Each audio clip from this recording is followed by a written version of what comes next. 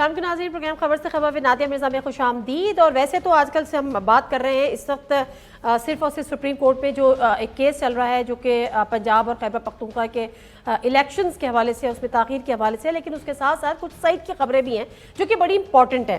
Programme کے اگلے حصے میں بات کریں گے کہ سپریم کورٹ میں جو اس سماعت ہے وہ جو 9 ججز سے 3 ججز تک کے جو عمل ہے وہ کس طرح سے تمام چیزیں ہو گئیں، کیا اس میں اپ اینڈ ڈاؤن ہوئے اور کیا آگے ہو سکتا ہے.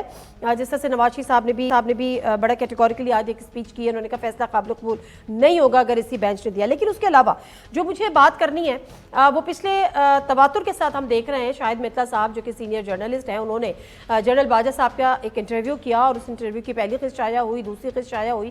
دوسری قسط شائع ہونے کے بعد ایک ڈینائل بھی آیا کہ جی میں نے ایسا کوئی انٹرویو نہیں دیا اور میں ان کے خلاف قانونی چارہ جوئی کروں گا. مجھے نہیں پتا، میرے علم میں نہیں ہے اگر کوئی قانونی چارہ جوئی ہوئی ہو. لیکن اس کے بعد ایک تیسرا انٹرویو بھی آ گیا.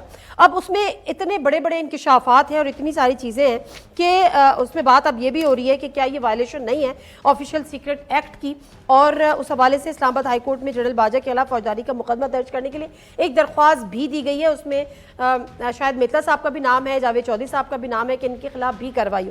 میرے ساتھ شاید متلا صاحب یہاں پر موجود ہیں، ذرا ان سے گفتگو کرنا ہے، بہت سارے سوالات کے جواب دینے. السلام علیکم شاید متلا صاحب. وعلیکم السلام. Thank you very much for your time. پہلے تو مجھے بتائیں آپ لائیو شو میں بیٹھے ہوئے کوئی تھریٹ تو نہیں کہ بعد میں پتہ چلا کہ یہاں سے آپ غائب ہو جائیں؟ نہیں، تھریٹس تو ڈیفینیٹلی نادیہ جب آپ اس طرح کی کوئی چیز کر رہے ہوتے ہیں، دو لائک انٹینشن نہیں ہوتی بندے کی کہ کوئی کسی طرح کی وائلیشن ہو یا کوئی ٹارگٹ ہو جائے. لیکن جرنلسٹ کا کام چونکہ اس طرح سے ہوتا ہے، ملٹی ڈائمینشنل کام ہو رہا ہوتا ہے، تو جرنلسٹ کو بھی سم ٹائمز ریلائز نہیں ہوتا کہ کہاں پہ چیزیں ٹارگٹ ہو رہی ہیں. تو ایسی باجوہ صاحب نے انٹرویو دیا، باجوہ صاحب کہتے ہیں میں نے تو کوئی انٹرویو نہیں دیا، میں قانونی چارہ جوئی کروں گا. اس پہ آ جاؤں، پہلے اس پہ آ جاؤں، پریشر والی بات پہ اس پہ بھی آ جاتے ہیں. بالکل پریشرز ہیں، کافی سارے پریشرز ہیں، بہت ساری جگہوں سے پریشرز آ رہے ہیں. لیکن میں صحافی ہوں، میں میرا ڈیفینیٹلی تھریٹ بھی ہیں، تھریٹنگ میسیجز بھی ایک دو ایکسچینج ہوئے ہیں.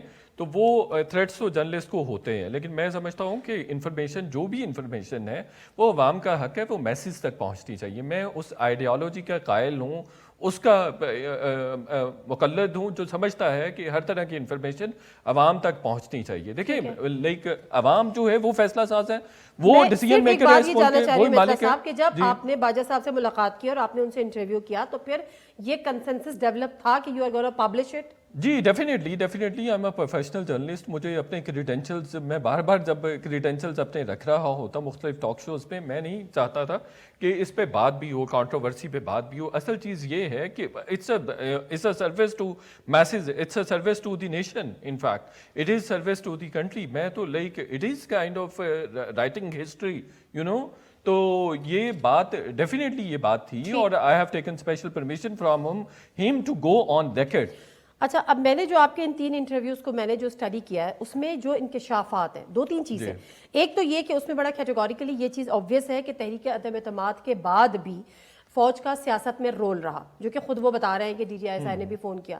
اس کے بعد پھر جنرل باجوہ صاحب یہ بھی کنفیس کر رہے ہیں آپ ہی کے انٹرویوز میں کہ جی وہ بے شک وہ چیف آف آرمی اسٹاف تھے، لیکن اس کے باوجود ان کے ماتحت کچھ لوگ جو ہے وہ بے خبر تھے اور ان کی بے خبری میں یا ان کی نالج میں لائے بغیر بہت سارے ایسے کام شاید کر رہے ہوں.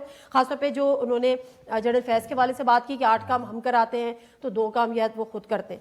اس کے بعد پھر ایک انہوں نے بڑا کیٹیگوریکلی یہ بھی کہا کہ نواز شریف صاحب کو نکالنے میں فوج کا کوئی کردار نہیں تھا. انہوں نے اپنے ادارے کو کلین چٹ بھی دی، لیکن باوجود اس کے کہ ہم نے دیکھا کہ نواز شریف صاحب جو ہے وہ بار بار پوچھتے رہے کہ مجھے بتایا جائے مجھے کیوں نکالا، اور پھر ان دونوں کے نام لیتے رہے، جنرل فیض کا بھی اور جنرل باجوہ صاحب کا بھی.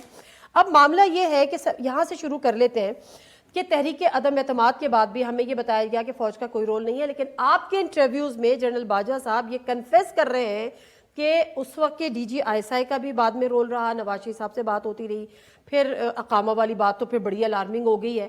تو یہ آپ کو لگتا ہے کہ یہ آفیشیل سیکرٹ ایکٹ کی وائلیشن ہے؟ میرا نہیں خیال کہ آفیشیل سیکرٹ ایکٹ کی وائلیشن ہے. ہمارے ہاں سڈیشن بڑے آسانی سے ہم لگا دیتے ہیں، ہم اینکرز بھی لگا رہے ہوتے ہیں، ایک دوسرے دوستوں پہ لگا رہے ہوتے ہیں. میں کبھی میں آپ پہ لگا رہا ہوں گا، کبھی آپ مجھ پہ لگا رہی ہوں گی. تو اس طرح سے معاملات پاکستان میں چلتے ہیں. یہ بھی ایک فرجائل ریاست کی، اسٹیٹ کی نشانی ہوتی ہے. یہ میں پہلے ہی کہہ چکا ہوں. کون ہے نادیہ؟ مجھے بتائیے کہ اس ملک کا مالک کون ہے؟ اس ملک کا مالک میسز ہے نا، عوام ہے، پبلک ہے. تو پبلک تک یہ انفارمیشن جا رہی ہے تو اس میں حرج کیا ہے بھائی؟ تو باقی تو سول سرونٹس ہے نا، باقی تو پبلک کے سرونٹس ہیں، پبلک سرونٹس ہے نا. تو اگر عوام کا حق نہیں ہے کہ وہ جانے کہ جن لوگوں کو وہ پیسے دے رہے ہیں, جن لوگوں کو نوکریاں دی ہوئی ہیں, جن لوگوں پہ پیسے اسپینڈ کر رہے ہیں, وہ ان کے دیے ہوئے مینڈیٹ کے ساتھ کس طرح کے ساتھ پلے آؤٹ کرتے ہیں اور کس طرح سے بہیو کرتے ہیں. اچھا میں اس پہ آتا ہوں. بالکل دیکھیں, اگر کوئی یہ سمجھتا ہے کہ یہ آفیشل سیکرٹ ایکٹ کی وائلیشن ہوئی ہے تو بالکل کورٹ میں ایک پٹیشن پہلے بھی گئی ہوئی ہے, میں I am ready to face that, اور میرا نہیں خیال کہ میں نے کوئی ایسی چیز کی ہے, لیکن اگر کوئی سمجھتا ہے, آپ نے نہیں کیا لیکن انہوں نے کی ہے. نہیں, میں ان کا بھی نہیں سمجھتا, ان کا بھی ایسا نہیں سمجھتا کہ میں سمجھتا ہوں, مجھے یہ بھی بہت برا لگے گا اگر میری وجہ سے وہ مشکل میں پھنس جائیں. دیکھیں میں نے پہلے بھی آئی سیڈ سم ویئر کہ بھائی he was very kind with me, he was very generous with me, اور ان فیکٹ یہ ایک میٹنگ تھی which has been converted into sort of interview, اور پھر یہ کویسچن آنسر سیشن میں تبدیل ہو گئی اور اس طرح کا سلسلہ تھا. But if some one thinks کہ یار میں نے کوئی آفیشیل سیکرٹ ایکٹ کی وائلیشن کر دی ہے تو لائک کئی چیزوں میں انہوں نے کلین چٹ بھی دی ہے, کئی چیزوں انہوں نے. اب دیکھیں نا, یہ ڈان لیکس کا بھی میں نے مینشن کیا ہے, تو دیکھیں اس میں آپ کا جس موجودہ جو ادارہ ہے, آرگنائزیشن ہے, اس کو کس طرح سے کیا گیا, مجھے بھی پروب کیا گیا, مجھے بھی میرے آفس سے اٹھایا گیا اور لے کے جا کے پروب کیا گیا کہ میں نے انکوائری کمیٹی کی رپورٹ پبلش کی تھی. ان فیکٹ میری ہی سٹوری پر 2 منسٹرز فارغ ہوئے تھے, پرویز ڈیشی صاحب فارغ ہو گئے, راؤت, وہ میری ہی سٹوری تھی, وہ that was also my scope, ٹھیک ہے, اس پہ بھی مجھے اٹھایا گیا, اس پہ بھی مجھے لیگل نوٹسز آئے, مجھے سو کیا گیا تھا پرویز ڈیشی کی طرف سے بھی, راؤت احسین صاحب کی طرف سے بھی. اب دیکھیں چیزیں کس طرح سے انفولڈ ہوئی ہیں, میں نے کوئی انٹینشنلی نہیں کی ہیں, بلکہ یہ تو آپ کی آرگنائزیشن کے فائدے میں چلی گئی. لوگ کہہ رہے ہیں کہ اس کو فائدہ ہوا, اس کا میں جب یہ رائٹنگ پین ڈاؤن کر رہا تھا یہ چیزیں جتنی بھی ہیں, تو میرے ذہن میں یہ نہیں تھا کہ کس کو فائدہ ہو رہا ہے, میرے ذہن میں تھا کہ میں ہسٹری کو ڈاکومنٹ کر رہا ہوں, ان انسیڈنٹس کو ڈاکومنٹ کر رہا ہوں جن کی ہمارے ملک میں تاریخی اعتبار سے بہت زیادہ اہمیت ہے, and I have done that thing. ٹھیک ہے, نواز شریف صاحب کو نکالنے میں فوج کا کوئی کردار نہیں تھا, انہوں نے کہا, صاف یہ کہا. اس کے بعد ایک چیز جو مجھے آپ سے جاننی ہے, ایک تو انہوں نے کہا تھا کہ قانونی چارہ جوئی کریں گے, وہ ابھی تک ظاہر نہیں ہوئی.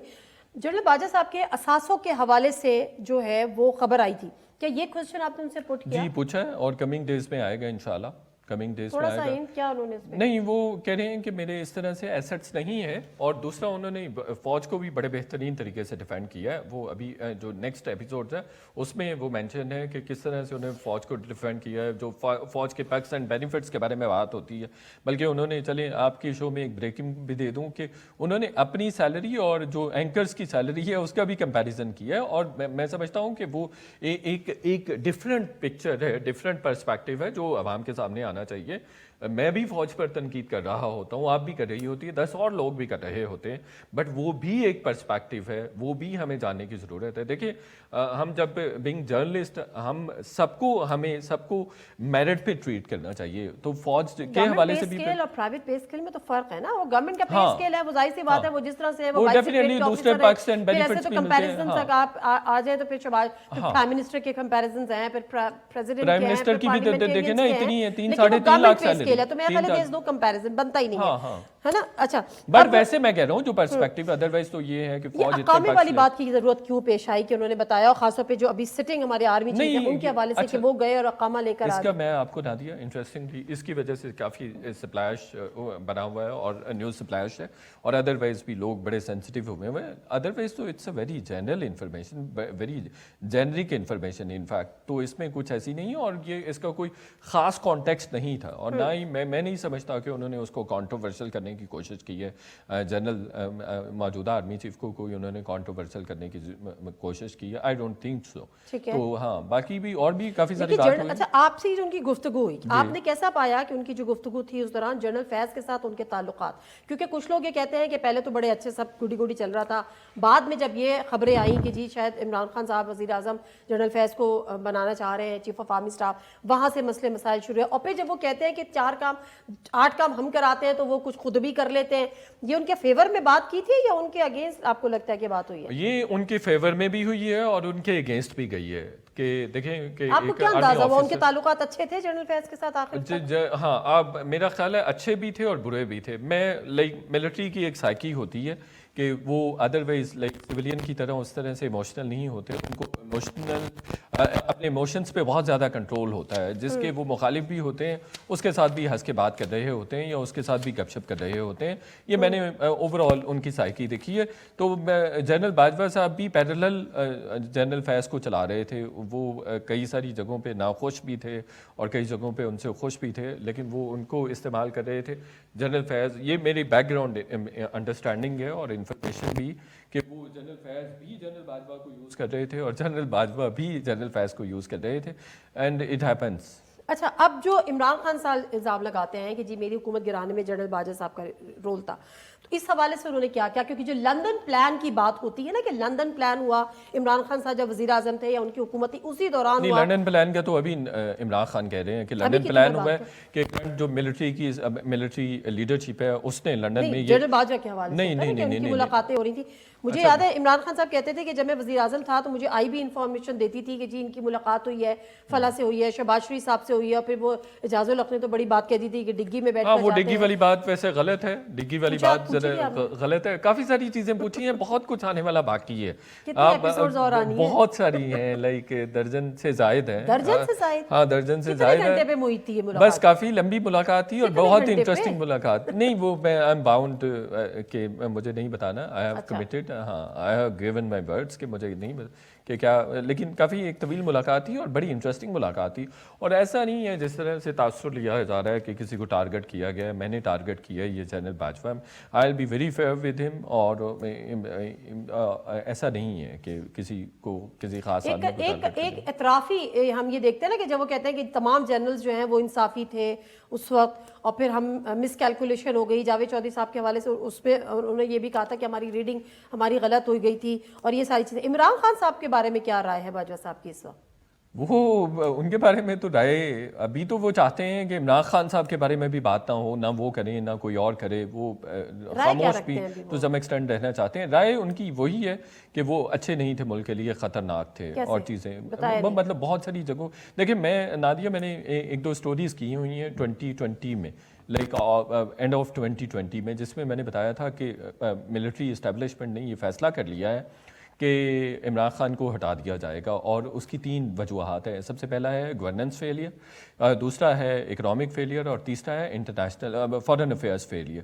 تو یہ بہت بڑے فیلئرس تھے, بہت بڑے فیلئرس تھے. یہ میں نے دسمبر 2020 میں کی تھی. اور یہاں پر اعتراف کرے کہ ان کو لانے والے بھی ہم تھے. ہاں ڈیفینیٹلی وہی لانے والے تھے. ذمہ داروں کے خلاف بھی تو کارروائی ہونی چاہیے. ڈیفینیٹلی اگر ایسا ہے تو ہونی چاہیے, بالکل ہونی چاہیے. ویری مچ مرتضیٰ صاحب, آئی وش کہ میں آپ سے بہت سارے سوالات کر سکوں, تو میرا خیال ہے ہمیں اس کو ذرا دینا چاہیے اس قسم کے سیگمنٹس کو. Thank you very much for your time. ہم مختصر سا بریک لیں گے, بریک سے واپس آئیں گے تو ذرا سپریم کورٹ کی آج کی سماعت پہ ڈسکس کریں گے, اور ہمارے ساتھ بیرسٹر علی ظفر صاحب موجود ہوں گے, شاہ خاور صاحب موجود ہوں گے. بریک لیتے ہیں.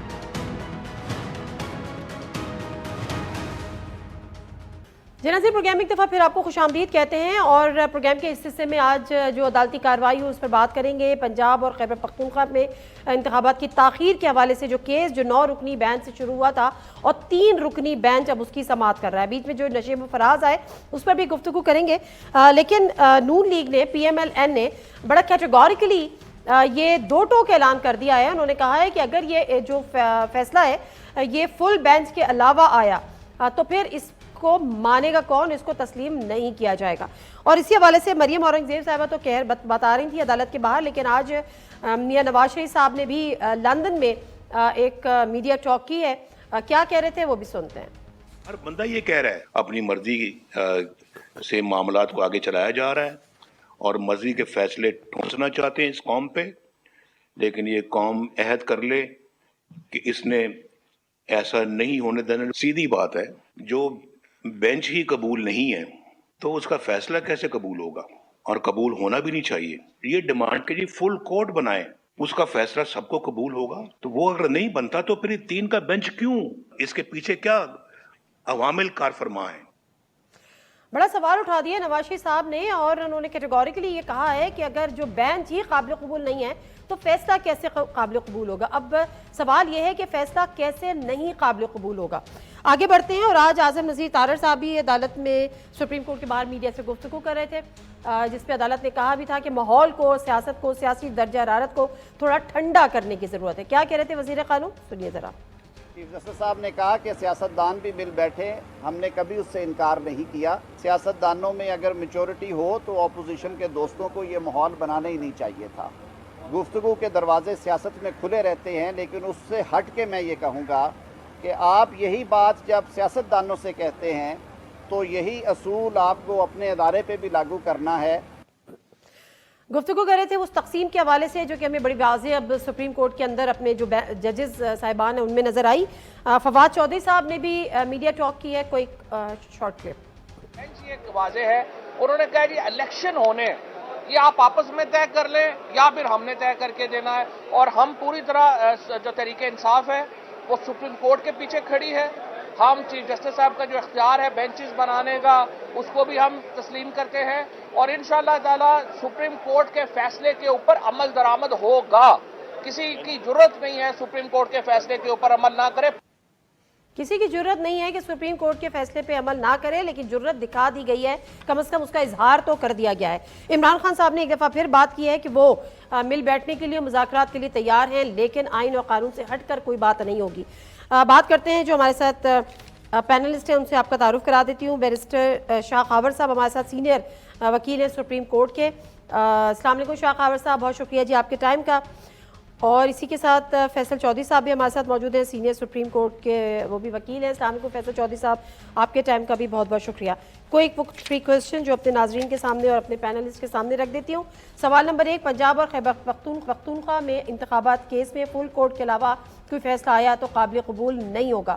نون لیگ کا 2 ٹوک اعلان، کیا ایک اور آئینی بحران جنم لینے جا رہا ہے؟ سوال نمبر 2، عمران خان ایک بار پھر مذاکرات کے لیے تیار، لیکن آئین اور قانون سے ہٹ کر کوئی بات کرنے سے انکار، حکومت کی کبھی ہاں تو کبھی نہ، رکاوٹ کیا ہے؟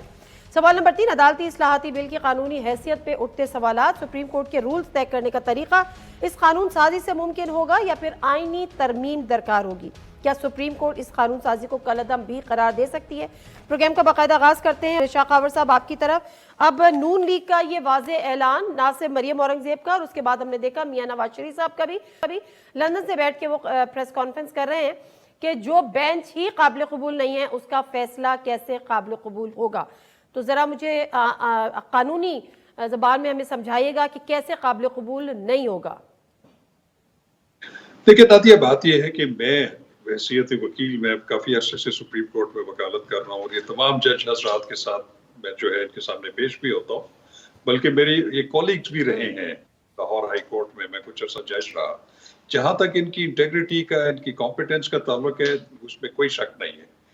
لیکن بات یہ ہے کہ اگر کسی بھی بینچ کے اوپر یا معزز جج صاحبان کے اوپر اگر کوئی ایک فریق، کوئی سٹیک ہولڈر اس طریقے سے اگر نو کانفیڈنس کر دے تو پھر وہ ججز پہ منحصر ہوتا ہے کہ وہ اپنے کانشنس کے مطابق، اپنے ضمیر کے مطابق اپنے آپ کو اگر وہ مناسب سمجھتے ہیں تو وہ اپنے آپ کو الگ کر سکتے ہیں اس بینچ سے۔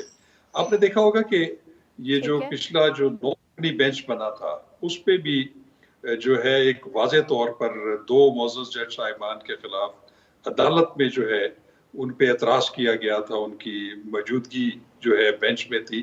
تو پھر آپ کو یاد ہوگا کہ وہ پھر 2 معزز جج صاحبان نے اپنے آپ کو ریکیوز کر لیا تھا، اپنے آپ کو اس بینچ سے الگ کر لیا واضح طور کے اوپر۔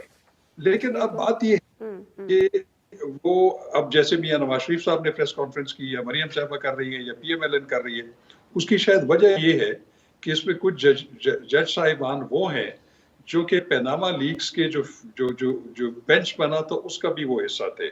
تو ان کا یہ خیال ہے کہ شاید وہ جو ہے وہ جانبدار ہوں، یا وہ ان کے خلاف باعث کا جو ہے وہ ایلیمنٹ رکھتے ہوں۔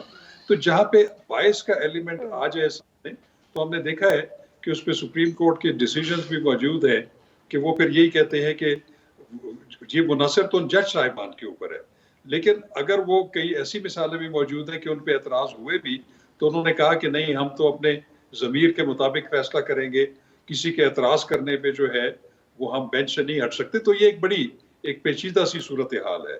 लेकिन एक बात जरूर है कि अगर ये 3 रुकनी बेंच रहा और इन्होंने अगर फैसला ऐसा किया जो कि हुकूमत या उनके इत्तेहादी या PMLN के फेवर में ना हुआ या उनकी ख्वाहिशात के मुताबिक ना हुआ, तो उन्होंने तो पेशगी उसके ऊपर अदम एतमाद कर दिया है। तो फिर मैं ये समझता हूँ कि मैं पॉलिटिकल लोगों को ज्यादा उनके चूंकि अपने अपने पॉलिटिकल गोल्स होते हैं, मैं ये समझता हूँ कि जो बार के इदारे हैं वो ज्यादा मैं उनको अहमियत देता हूँ। हमारा जो सबसे बड़ा इलेक्टेड इदारा है वो है Pakistan bar council. Pakistan bar council जो है वो हमेशा अदलिया के साथ बड़ा क्लोज उसमें जो है लाइजॉन में काम करते हैं। उसकी वजह ये कि बार और बेंच एक दूसरे से स्ट्रेंथ लेते हैं, वो एक दूसरे की स्ट्रेंथ होती है। और बार कौंसिल जो है वो हमेशा सेंसिटिव होती है इस बारे में कि जो आला अदलिया की इज्जत और तकरीम है वो कम ना हो। तो इस पे मैं समझता हूँ कि बाकियों को छोड़ दें आप।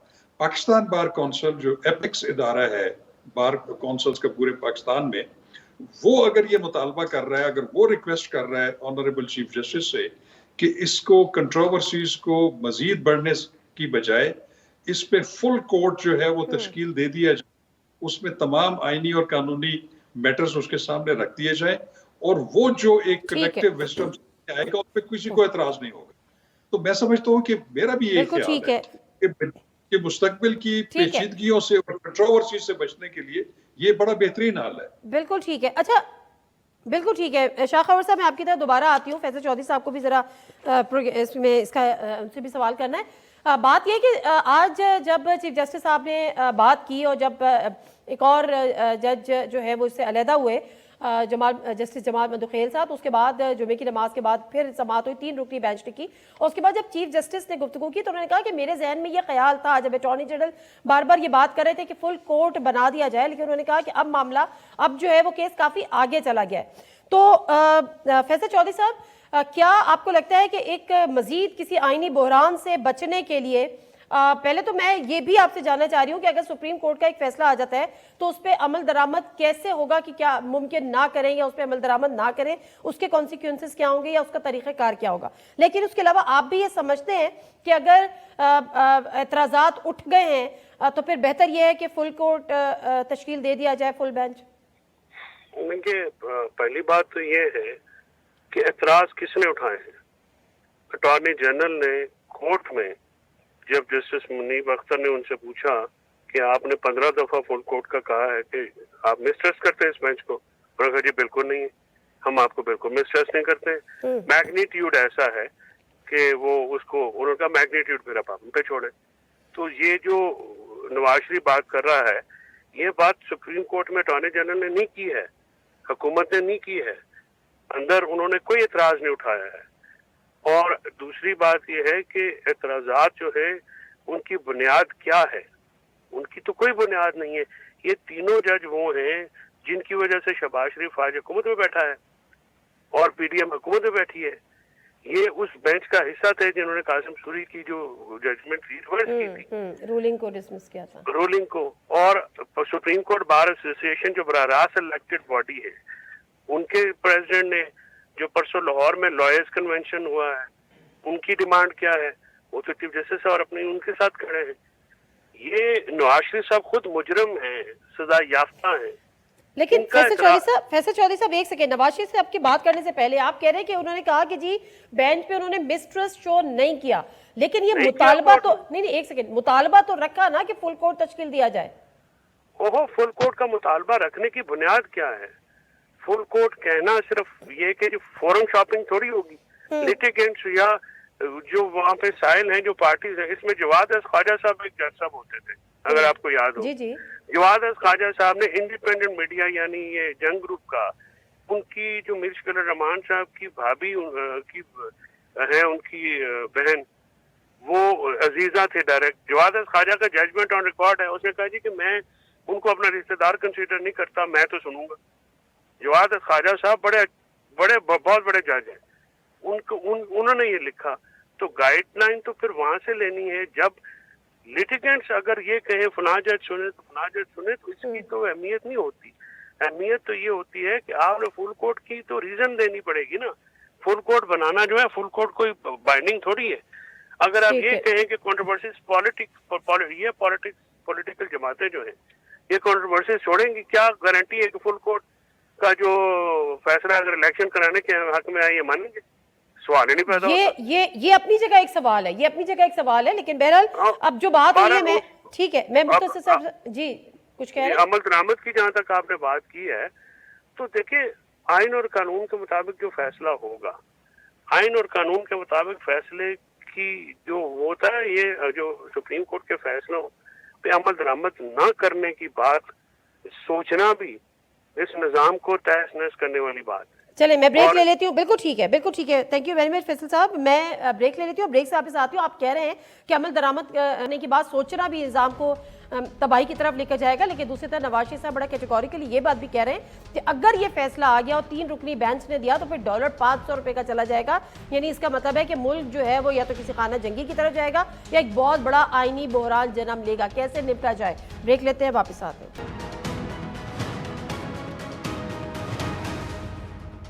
जी नाज़रीन, प्रोग्राम में एक दफ़ा फिर आपको खुशामदीद कहते हैं और अदालत भी बार बार ये बात करी है कि सियासी दर्ज हरारत कम होना चाहिए। इमरान खान साहब ने इसका एक दफ़ा फिर मुज़ाकरात की बात भी की है, लेकिन उसके बावजूद हुकूमत की तरफ से कभी हाँ और कभी ना नज़र आती है। शहबाज शरीफ साहब जब पार्लियामेंट में गुफ्तगू कर रहे थे तो उन्होंने कहा कि इमरान खान साहब पहले कौम से माफ़ी मांगे, उसके बाद बातचीत हो सकती है। अली ज़फ़र साहब हमारे साथ मौजूद हैं, बैरिस्टर अली ज़फ़र साहब सेनेटर हैं PTI के सीनियर। अस्सलाम वालेकुम अली ज़फ़र साहब। अली ज़फ़र साहब मैं से मुख्तसर आपसे ये जानना चाह रही हूँ, उसके हमारे से शाह खबर साहब मौजूद है, उनकी तरफ भी जाना है कि जो हुकूमत ने ये कहा है और नवाज शरीफ साहब ने भी बड़ा कैटेगोरिकली कहा है कि जिस बेंच को हम तस्लीम नहीं करते उसका फैसला कैसे तस्लीम करेंगे। फुल कोर्ट बेंच के अलावा किसी और का फैसला हुआ या किसी और से हुआ तो हम तस्लीम नहीं करेंगे। ऑप्शंस हैं हुकूमत के पास तस्लीम ना करने के, और तस्लीम ना करने की सूरत में क्या होता है? जी देखें, ये तो कोई भी शख्स नहीं कह सकता कि एक सुप्रीम कोर्ट के बेंच का ऑर्डर हो और हम तस्लीम नहीं करेंगे। ये तो एक, मैं तो कहूँगा, सियासी स्टेटमेंट भी नहीं है, क्योंकि कानून और आइन बड़ा क्लियर है। उसमें एक सोशल कॉन्ट्रैक्ट है, लोगों ने आइन दिया हुआ है, पार्लियामेंट ने उसको पास किया हुआ है। उस आइन में लिखा है कि सुप्रीम कोर्ट की जो जजमेंट है, जो ऑर्डर है, वो सब पे बाइंडिंग है और जो उसकी खिलाफ वर्जी करेगा उसको कंटेम्प्ट हो सकती है। और कंटेम्प्ट के बाद आपको पता है कि अगर कंटेम्प्ट हो जाए तो आइन ही कहता है कि जो भी पब्लिक ऑफिस होल्डर कंटेम्प्ट करेगा वो अपने जो भी उसकी पोस्ट है उससे नाअहल हो जाएगा। तो ये इसका कॉन्सिक्वेंस है, ये इसका नतीजा है।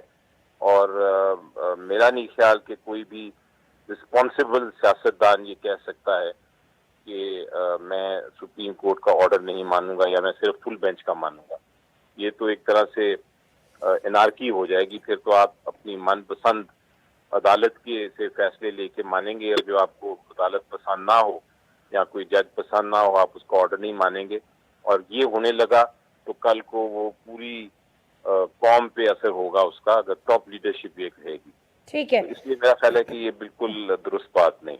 ठीक है। शाह खबर साहब, जो बात अली ज़फ़र साहब कर रहे हैं वो अनारकी की बात कर रहे हैं। मैं ख्याल है इसी किस्म की सब बात जो है नवाज शरीफ साहब ने भी की है।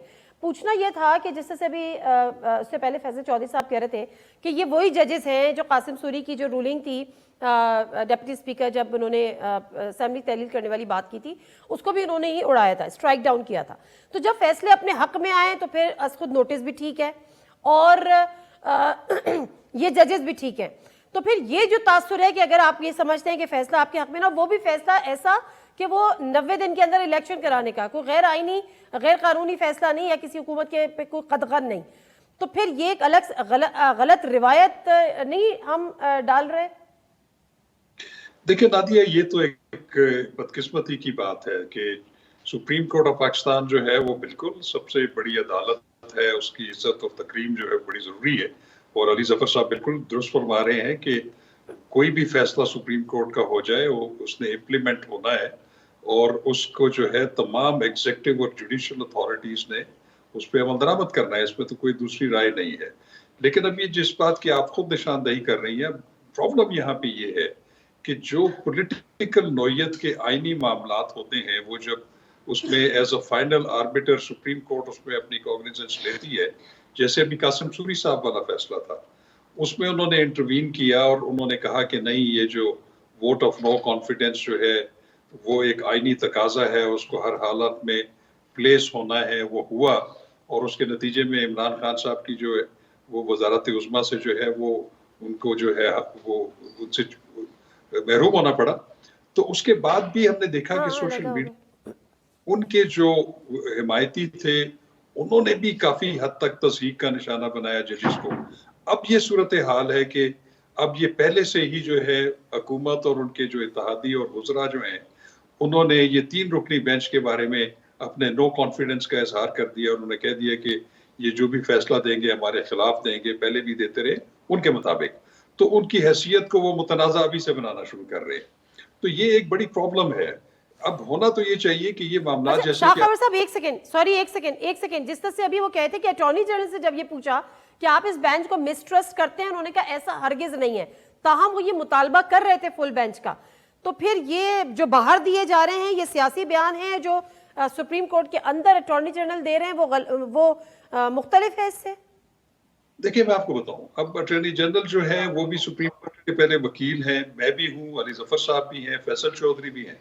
जहां तक अब अपनी बात करेंगे तो हम तो ये सोच भी नहीं सकते कि किसी भी मुअज़्ज़ज़ जज के बारे में कि हम उनको ये कहें कि वो उनका इंटेग्रिटी लेवल जो है वो इतना अप टू द मार्क नहीं है। हम तो सब पे ट्रस्ट करते हैं, लेकिन प्रॉब्लम ये होती है कि जिस क्लाइंट को आप रिप्रेजेंट कर रहे हैं तो उनको उनका मौक़िफ़ आपने सामने रखना होता है। तो इसमें तो कोई शक नहीं है कि मैं और मेरे समेत जितने हैं ये सबका हर जज के ऊपर ट्रस्ट है। लेकिन जब ये क्लाइंट इस तरह की बात करता है तो फिर उससे वो फिर जजेस के ऊपर मुनासिर है कि वो अपने ज़मीर के मुताबिक सोचें कि उनको बेंच का हिस्सा रहना चाहिए या नहीं रहना चाहिए। लेकिन बहरहाल ये एक मामला है कि ये पॉलिटिशियन जो हैं उनको अपने मामलात खुद तय करने चाहिए। कम अज कम चीजें जो हैं वो सुप्रीम कोर्ट में जाएं, और सुप्रीम कोर्ट में जब इस तरह के सियासी नोयत के फैसले जाते हैं वो अगर किसी के हक में होते हैं वो फरीक तो बिल्कुल उसको लाउडली जो है वो सपोर्ट करता है, उस तारीफें करता है सुप्रीम कोर्ट की। जिसके डिसएडवांटेज में होते हैं वो उनको न सिर्फ तनकीद का निशाना बनाता है बल्कि उसको तज़हीक का निशाना बनाता है। तो इसलिए उसमें मैं सब कि जो स्टेक होल्डर तो फिर सुप्रीम कोर्ट ऑफ पाकिस्तान है। तो इसलिए मैं ये समझता हूँ कि इस कंट्रोवर्सीज के बचने के लिए मैं ये नहीं कहता कि जो पॉलिटिकल अनासर हैं उनके मुतालबात के ऊपर बहसियत वकील, और पाकिस्तान बार कौंसिल ने भी ये जो है वो मुतालबा किया है कि सुप्रीम कोर्ट को इम्पार्शियलिटी जो है उसको मजीद करने के लिए, स्ट्रेंथन करने के लिए फुल कोर्ट बना दे। फुल कोर्ट पे ये होगा कि फैसला तो वो है कि जो भी जजेस होंगे उन्होंने आइन और कानून के मुताबिक करना है, उसके बाहर जा नहीं। उससे कम से कम ये होगा कि जो सुप्रीम कोर्ट ऑफ पाकिस्तान की जो हैसियत है वो मुतनाज़ा नहीं होगी और किसी को मुतनाज़ा बनाने का मौका भी। नाज़िम मुख्तसर सा ब्रेक लेती हूँ, ब्रेक से वापस आती हूँ तो गुफ्तगू को यहीं से जारी रखेंगे। Welcome back to the show. Barrister Ali Zafar साहब, अब इमरान खान साहब ने एक दफ़ा फिर कह दिया कि वो मुज़ाकरात के लिए तैयार है लेकिन आइन और कानून के मुनाफी ना हो। लेकिन हुकूमत की तरफ से कभी हम देखते हैं कि वो कहते हैं जी मुज़ाकरात करते हैं, फिर वो कहते हैं कि पहले इमरान खान कौम से माफ़ी मांगे। ये कभी हाँ और कभी ना, ये कभी हाँ और कभी ना के पीछे क्या है आपको लगता है, रुकावट क्या है? ये एक ही रुकावट है, मेरे ख्याल है बड़ी ऑब्वियस है, और वो ये है कि जो भी मुज़ाकरात होंगे उसका एंड रिजल्ट ही होगा कि कोई इलेक्शन की डेट देनी पड़ेगी, इलेक्शन की एक तारीख मुकर्रर करनी होगी, मुज़ाकरात उसी के होंगे। लेकिन अगर एक फरीक इलेक्शन चाहे ही ना, क्योंकि उनको पता हो कि इलेक्शन में अगर हिस्सा लिया तो हम पूरी तरह हार जाएंगे, हमें शिकस्त होगी, तो फिर वो कभी मुज़ाकरात की स्टेप लेगा ही नहीं।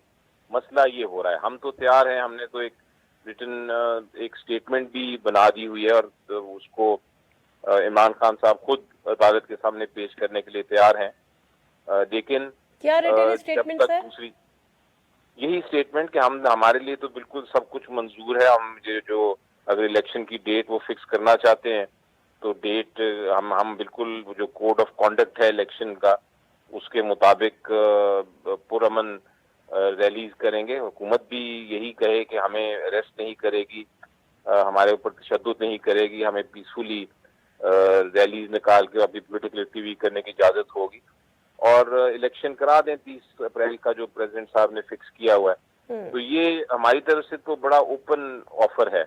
لیکن وہ آفر ایک طرح سے جب تک دوسری سائڈ سے کوئی آفر یعنی نہیں آتا کہ ہم مذاکرات کرنے کو تیار ہیں یا ہم اس کوڈ آف کانڈکٹ پہ ایگریمنٹ کرنے کو تیار ہیں، تو پھر اس کا فائدہ نہیں کوئی.